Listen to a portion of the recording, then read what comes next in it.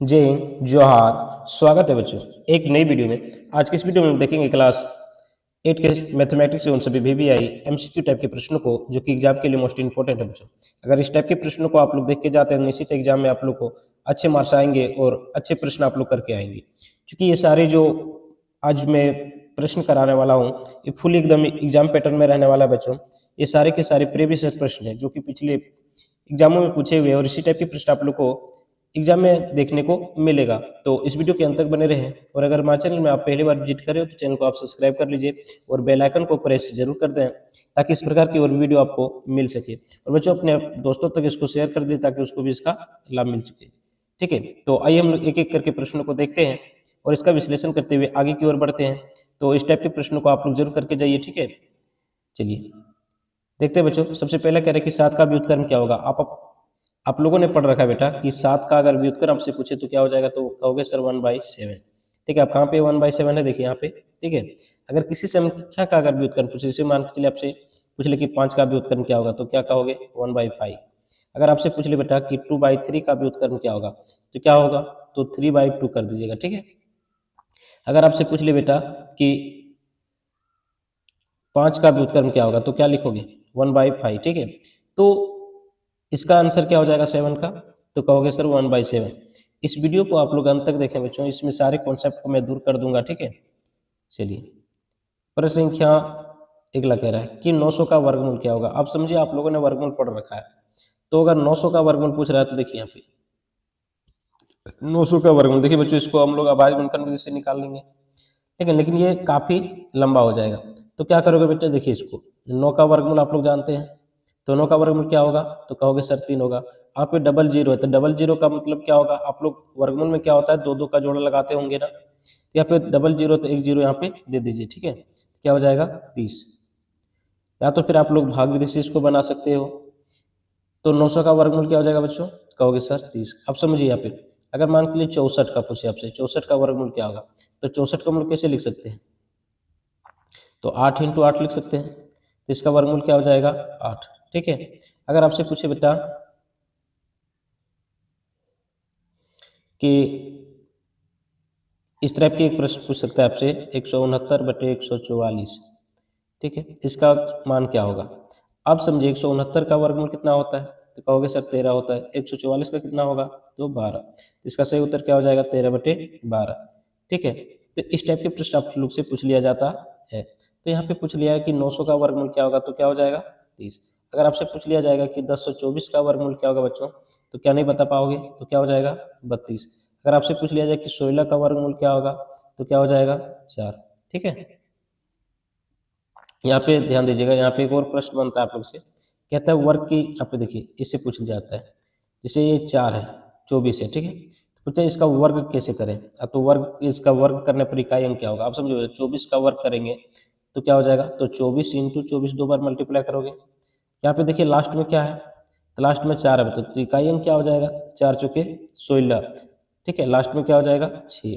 तो अगर आपसे इकाई अंक पूछे, इकाई अंक, तो क्या कहोगे 6। लेकिन अगर कुछ इसका वर्ग बताइए तो क्या होगा, तो 24 का अगर स्क्वायर करोगे बेटा तो हो जाएगा 576। ठीक है, अगर 26 का स्क्वायर करोगे तो क्या हो जाएगा 676। ठीक है, यानी जिस संख्या का वर्ग पूछे उसको क्या करना, दो बार गुना कर दो। पूछेगा आप अगर 19 का वर्ग, तो 19 × 19 क्या हो जाएगा। ठीक है, तो 19 19 क्या होगा बच्चों, जल्दी बताइए। आपसे पूछ लिया जाएगा कि 18 का वर्ग क्या होगा, तो 18 18 कितना होता है 324। जल्दी इसको 19 को बताइए आप लोग। ठीक है, जिसे आपसे पूछ लिया जाएगा बच्चों कि 20 के वर्ग में शून्यकों की संख्या कितनी है, तो 20 से कितना हो जाएगा 400। इसमें शून्य की संख्या कितनी है, तो 2। ठीक है, इससे बाहर आप लोग को वर्ग से नहीं जाने वाला है। अब समझिए, यहाँ कह रहा है कि 1000 का घनमूल क्या होगा। अब समझिए बच्चों 1000 का घनमूल, आप लोगों ने घनमूल पढ़ा होगा। घन में क्या होता है, इसमें 3 बार गुना करते हैं। ठीक है, जिसे 2 का आप लोग को घन पूछ लेगा, तो 2 × 2 × 2, तो क्या हो जाएगा 8। अगर आपसे 10 का घन पूछ ले बच्चा, तो क्या हो जाएगा, तो कहोगे सर 10 × 10 × 10 यानी कि 1000। ठीक है, लेकिन अगर आपसे घनमूल पूछ ले, जैसे मान ले 8 का घनमूल पूछ ले, तो क्या होगा बच्चों, तो 8 को अभाज्य गुणनखंड के रूप में तोड़ेंगे, तो कहोगे सर 2 × 2 × 2 हो जाएगा। ठीक है, अब इसमें क्या करेंगे हम लोग तीन तीन का जोड़ा लगाएंगे, ठीक है, तो इसका क्या हो जाएगा 8 का घनमूल 2। ठीक इसी प्रकार अगर 64 का घनमूल पूछे आपसे तो क्या हो जाएगा, तो 4 इंटू 4 इंटू 4 यानी कि 4 हो जाएगा। अगर 125 का घनमूल पूछे आपसे तो क्या होगा 5, ठीक है। तो यहाँ पूछ लिया बच्चा 1000 का घनमूल क्या होगा, तो 1000 का घनमूल क्या होगा, तो 1000 का घनमूल 10 हो जाएगा, ठीक है। चूंकि अगर 1000 का हम लोग तोड़ेंगे तो यहाँ पे हो जाएगा 10 इंटू 10 इंटू 10 यानी कि यहाँ पे हो जाएगा 10, ठीक है। अब समझिए बच्चों, घन अगर आपसे पूछ लिया जाए घन, जैसे 2 का घन, तो 2 का घन निकालोगे तो क्या होगा 2 इंटू 2 इंटू 2 यानी कि 8। अगर यहाँ पे 4 का घन पूछे तो 4 इंटू 4 इंटू 4, 4 चुके 16 चुके 64, लास्ट में क्या हो जाएगा 4, ठीक है। आपसे पूछ लेगा कि घन का इकाई अंक क्या होगा, समझिए इसको, कॉन्सेप्ट को क्लियर कर दे रहे हैं ताकि इस टाइप के प्रश्न अगर पूछे या तो इसी पैटर्न पर है तो आप लोग को कोई दिक्कत नहीं होने वाला। जैसे पूछ देगा बच्चों 3 के घन का इकाई अंक क्या होगा, तो 3 के घन का इकाई अंक मतलब इसको 3 बार गुना करना, 3 तिया 9 9 तिया 27। ये नहीं देखना बच्चों यहाँ 3 है तो 3 ही होगा, लास्ट में क्या आ गया 27 यानी कि 7, ठीक है। इसका इकाई अंक क्या हो जाएगा 7। अब समझिए अगला प्रश्न कह रहा है एक्स दी पावर 0 का मान क्या होगा। आप लोग समझ लीजिए कि सीधी पावर अगर 0 हो जाए तो इसका वैल्यू कितना होता है 1 होता है, ठीक है, ध्यान रखिएगा। तो एक्स दी पावर 0 का वैल्यू क्या हो जाएगा बच्चों, आप लोग को पता चल गया 1 होगा। जैसे एग्जाम्पल अगर समझिए क्या दे देगा 24 दी पावर 0, तो इसका वैल्यू क्या होगा 1। अगर 99 दी पावर 0 तो भी क्या वैल्यू क्या होगा बच्चों 1। अगर आपसे पूछ देगा 999 दी पावर 0 तब भी वैल्यू क्या होगा 1। यानी किसी भी संख्या पर अगर पावर 0 हो तो इसका आंसर कितना होने वाला है तो 1। अब आपसे इस टाइप के प्रश्न पूछ जाएगा 2 the power 0 plus 9 the power 0 का वैल्यू क्या होगा, ठीक है। तो अब यहाँ 2 दी पावर 0 इसका वैल्यू कितना होगा 1, 9 दी पावर 0 का वैल्यू कितना हो जाएगा 1, यानी 1 और 1 जोड़ोगे तो क्या हो जाएगा 2। अगला टाइप की जो प्रश्न से बनता है कह जाएगा 2 the power 0 by 3 the power 0 बराबर क्या होगा। तो 2 दी पावर 0 का वैल्यू क्या होगा 1, 3 दी पावर 0 का वैल्यू क्या हो जाएगा 1, 1 बटे 1 बराबर क्या हो जाएगा बच्चों 1। आपसे अगला प्रश्न पूछ जाएगा, ठीक है, 4 the power 0 into 3 the power 0, तो 4 दी पावर 0 का 1, फिर 3 दी पावर 0 का वैल्यू 1, 1 इंटू 1, ठीक है।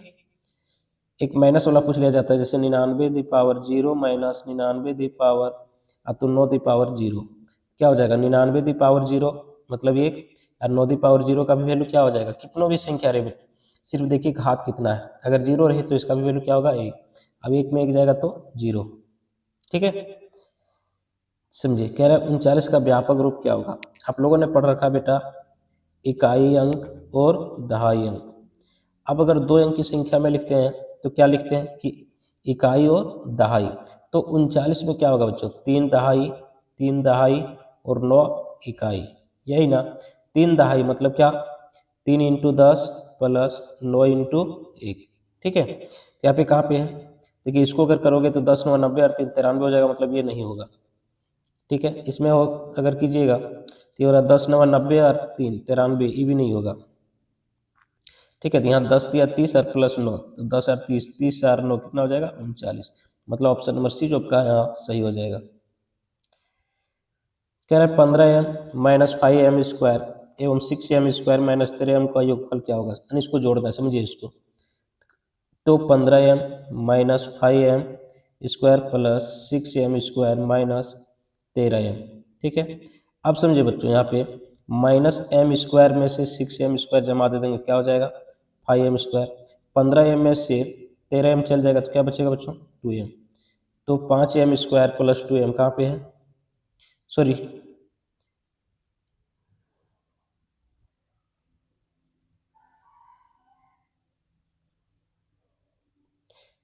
यहाँ पे बच्चों, ठीक है। देखिए यहाँ पे लिखने में मिस्टेक हुआ, माइनस 5m स्क्वायर 6 में तो यहाँ पे m स्क्वायर हो जाएगा, ठीक है, m स्क्वायर प्लस, ठीक है, 15m में से 13m जाएगा 2m, कहाँ पे है m square plus 2m, m square plus 2m, ठीक है। देखिए ऑप्शन नंबर 1 में दिख रहा होगा, ठीक है। यहाँ देखिए माइनस 5m स्क्वायर है, ठीक है बच्चों यहाँ पे, और इसमें से आपको क्या करना है 6m स्क्वायर जोड़ देना। तो माइनस 5m स्क्वायर में से अगर 6m स्क्वायर जोड़ोगे बेटा तो क्या हो जाएगा, तो कहोगे सर m स्क्वायर बचेगा। अब इसको समझिए 15m है, इनमें से 13m चल जाएगा तो क्या बचेगा, तो कहोगे सर बचेगा 2m, ठीक है। यानी कि ऑप्शन नंबर आपका ये बिल्कुल सही हो जाएगा। अगला प्रश्न, कह 3x+3 में से 3x-1 घटाने पर क्या प्राप्त होगा, यानी कि 3x+3 में से क्या घटाना है, 3x-3। समझिए 3x+3 में से घटाना क्या बच्चों, 3x-1। ठीक है, यहाँ ब्रैकेट दे दीजिए, नहीं तो आप लोग को चकमा खाइएगा। 3x+3 यहाँ पे क्या है -3x, यहाँ पे मैं क्या हो जाएगा माइनस माइनस प्लस। ठीक है, एक, अब ये 3 कट जाएगा। ठीक है बच्चों, अब यहाँ पे शायद 3 छूट गया है ना, यहाँ पे 3 होगा प्लस में। अब यहाँ 3 और यहाँ पे क्या हो जाएगा टोटल 4, तो इसका सही उत्तर क्या हो जाएगा, ऑप्शन नंबर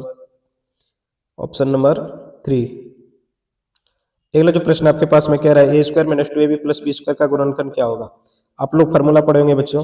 ठीक है, a + b का होल स्क्वायर क्या होता है, a² + 2ab + b²। दूसरा फार्मूला आप लोगों ने पढ़ा होगा a - b का होल स्क्वायर, तो क्या होता है a² - 2ab + b²। अगला फार्मूला आप लोगों ने पढ़ा होगा a² - b², तो क्या होता है a + b × a - b। इस टाइप के प्रश्न आप लोग को अगर बनाना है तो इन फार्मूलों को याद जरूर रखना होगा। अब कह रहा है a² - 2ab + b² का गुणनखंड क्या होगा बच्चों, तो ये किसका होता है, तो ये कहेगा सर ये किसका होता है, तो a - b का होल स्क्वायर का होता है। a - b का होल स्क्वायर मतलब a - b और a - b 2 बार लिख दीजिए। ठीक है, अब कहाँ पे है देख लीजिए, ऑप्शन नंबर बी आपको दिख रहा होगा। आप लोग से पूछ लिया जाएगा बच्चों, कई बार प्रश्न है कि x² - 4। ठीक है, x² - 4 का गुणनखंड क्या होगा, तो समझिए इसको कैसे बनाएंगे। तो अगर x² - 4 पूछ ले तो क्या, तो x का होल स्क्वायर कर सकते हैं, यहाँ पे 4 की जगह तो क्या लिख सकते हैं, 2 का होल स्क्वायर कर सकते हैं। अब अभी आप लोगों को हमने समझाया कि a² - b², a² - b² रहे तो क्या होता है a + b × a - b। तो क्या हो जाएगा, एक प्लस में हो जाएगा एक माइनस में हो जाएगा, यानी x + 2 और दूसरा हो जाएगा x - 2। ठीक है, चलिए कह रहे 91y³ - 13y का भागफल क्या होगा। अब समझिए 91y³ / 13y, इसको हम लोग कैसे लिखेंगे 91। ठीक है, तो y³ को हम लोग लिख सकते हैं y × y 3 बार, और यहाँ पे y है। ठीक है, 13y। तो आप लोग काट सकते हैं इसको, देखिए कैसे काटेंगे।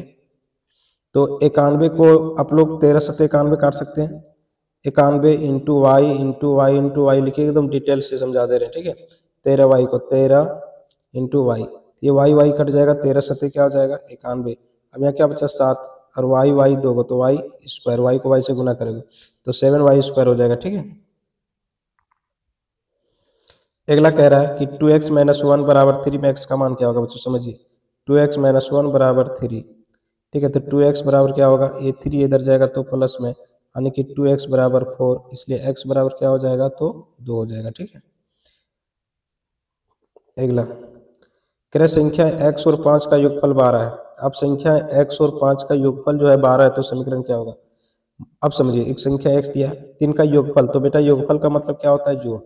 तो संख्या x और 5 को योगफल मतलब जोड़ेंगे तो कितना होना चाहिए, तो 12 होना चाहिए। ठीक है, अब देखिए कहाँ पे दिया है x + 5 = 12, देखिए ऑप्शन नंबर आपका यहाँ सी में दिया हुआ है ना। चलिए, एक फ्रॉक का मूल्य 440 रुपया है। देखिए आप लोग जब कहीं दुकानदार के पास जाते होंगे दुकान लेने के लिए, तो यहाँ पे आप लोग को दुकानदार बताता है कि इस कपड़े का तो इसका इतना मूल्य है, फिर बोलते हैं आप लोग भैया कुछ डिस्काउंट नहीं दोगे, बोले ठीक है लीजिए ना, आप डिस्काउंट कर देंगे।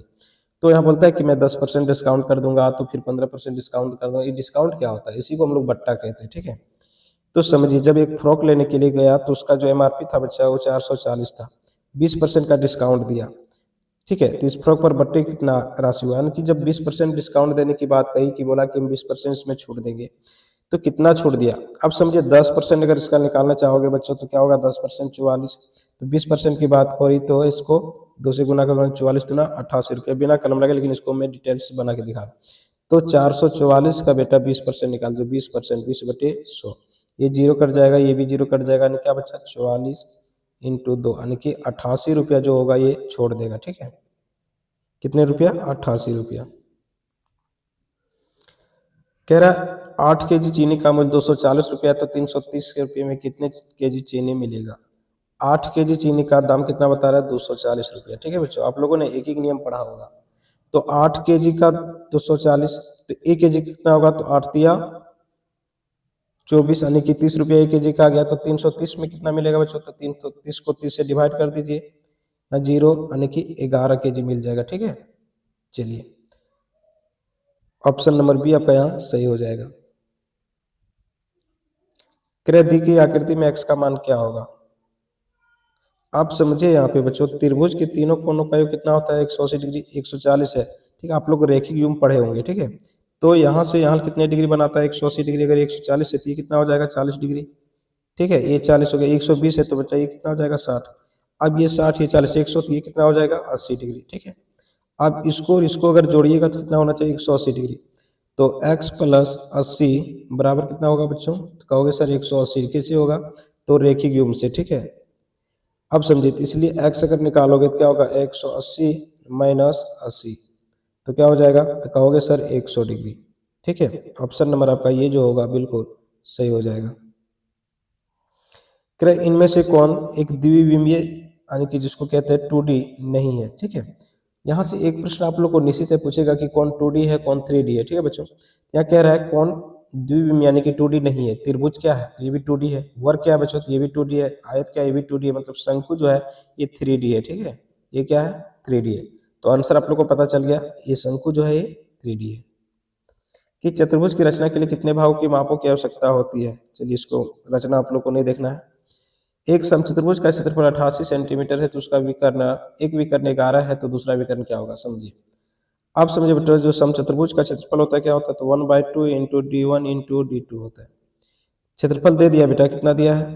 तो क्षेत्रफल दे दिया है 88। तो 88 बराबर 1/2 D1 11 D2 नहीं पता, तो इसको इधर जाएगा तो क्या हो जाएगा? गुना हो जाएगा, नहीं 88 दूना हो जाएगा। ठीक है, 88 इंटू 2 बराबर 11 D2। इसलिए D2 बराबर क्या होगा? तो इसको 11 से डिवाइड करिए, 11 88 यानी 8 दूना 16। कितना हो जाएगा बच्चों? तो 8 दूना 16 सेंटीमीटर हो जाएगा। ठीक है, कह रहा है एक घनाभ जिनकी लंबाई L, चौड़ाई B और ऊंचाई H है तो इनका पृष्ठीय क्षेत्रफल क्या होगा? पार्श्व पृष्ठीय क्षेत्रफल पूछ लिया। आप समझिए घनाभ, घनाभ का कुल पृष्ठीय क्षेत्रफल पहले समझिए। कुल पृष्ठीय क्षेत्रफल क्या होता है? तो कुल पृष्ठीय क्षेत्रफल होता है 2 into LB plus BH plus HL। यानी कहे बेटा, तो 2 इंटू लंबाई इंटू चौड़ाई प्लस चौड़ाई इंटू ऊंचाई प्लस ऊंचाई इंटू लंबाई, ये कुल पृष्ठीय क्षेत्रफल होता है। पार्श्व पृष्ठीय क्षेत्रफल की अगर हम बात करें तो होता है 2 इंटू लंबाई प्लस चौड़ाई इंटू ऊंचाई। ठीक है, तो 2 इंटू क्या हो जाएगा? लंबाई प्लस चौड़ाई इंटू ऊंचाई। आपका देखिए ऑप्शन नंबर सी जो का बिल्कुल सही हो जाएगा। अगर आपसे आयतन पूछे, आयतन पूछे तो बेटा आयतन बराबर क्या होगा? तो लंबाई इंटू चौड़ाई इंटू ऊंचाई। याद रखिएगा, लंबाई इंटू चौड़ाई इंटू ऊंचाई। आपसे ध्यान रखिए घन। ठीक है, घन में कितने किनारे होते हैं? तो बच्चों याद रखिएगा, घन में 12 किनारे होते हैं। ठीक है, अब घन का मान के लिए कोई घन है, इनकी जो भुजा है वो ये है, तो इनका कुल पृष्ठीय क्षेत्रफल क्या होगा? कुल पृष्ठीय क्षेत्रफल अगर आपसे पूछे तो क्या हो जाएगा? तो कहोगे सर 6a²। अगर वक्र पृष्ठीय क्षेत्रफल पूछे तो क्या होगा? तो 4a²। ठीक है, अगर इसे आपको आयतन पूछे, क्या पूछे? आयतन पूछे तो क्या हो जाएगा? तो AQ हो जाएगा। ठीक है, जिसे आप लोग को इस तरह दिया रहेगा कि 4 सेंटीमीटर भुजा वाले किसी घन का आयतन क्या होगा? किसी घन का आयतन क्या होगा? तो आयतन बराबर क्या हो जाएगा? तो आप लोग जानते हैं AQ। ठीक है, यानी भुजा कितना दिया हुआ है? 4। तो 4 का अगर क्यूब करोगे तो क्या हो जाएगा?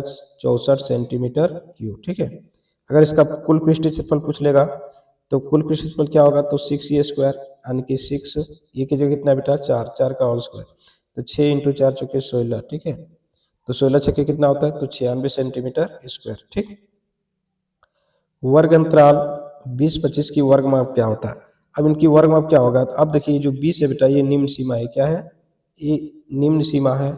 और जो 25 है उसको हम लोग कहेंगे उच्च सीमा। क्या कहते हैं? उच्च सीमा।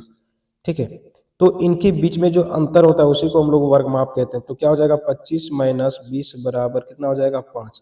ये जो 5 निकला वही क्या होगा? इसका वर्ग माप होगा। ठीक है, तो अगर आपसे पूछ लिया जाएगा बच्चों कि इसकी निम्न सीमा क्या होगा तो बता लोगे, तो वर्ग सीमा निम्न सीमा क्या हो जाएगा बच्चों? तो 20। उस सीमा अगर आपसे बात करें तो क्या हो जाएगा? 25।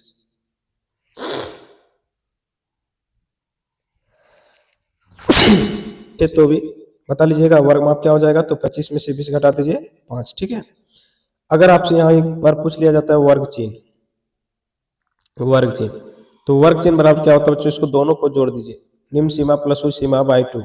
यहाँ हो जाएगा 20 प्लस 25/2, यानी कि हो जाएगा 45/2, यानी कि 22.5। ठीक है, चलिए कह रहे हैं बच्चों कि बिंदु ए पी है जिसका निर्देशांक है 5 4 का एक्स निर्देशांक का भुज क्या होगा। आप समझिए पी बिंदु पी का जो निर्देशांक है वो 5 4 है। ठीक है, कितना है 5 4 है। तो इसका अगर निर्देशांक निकालना है, क्या निकालना है, निर्देशांक सॉरी क्या है, भुज निकालना है।